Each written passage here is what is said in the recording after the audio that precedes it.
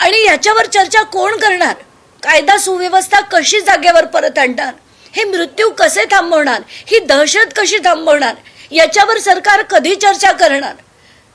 विरोधी पक्ष कधी चर्चा करणार?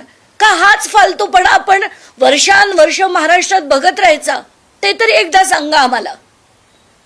बास करा आता. हात जोडून विनंती आहे सगळ्यांना, सत्ताधारी पक्षाला पण, विरोधी पक्षाला पण, पोलिसांना पण, सगळ्या यंत्रणांना पण हात जोडून विनंती आहे आता. जरा काहीतरी महाराष्ट्राच्या भल्यासाठी करा आता.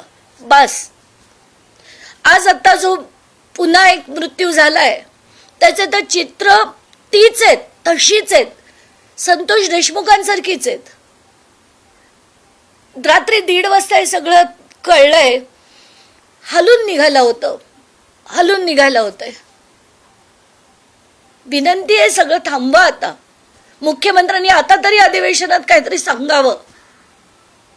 बीडची जी स्थिती झाली आहे तिथे काहीतरी वेगळ्या प्रकारचा रूल आणावा, कारण आता हे सगळ्या हाताबाहेर गेलेलं आहे. सगळे अधिकारी तिकडचे बदलून टाका, कारण ही सिस्टम त्यांची अगदी घाण सडवून टाकलेली सिस्टम आहे. तिथे ती आता बदला प्लीज. धन्यवाद.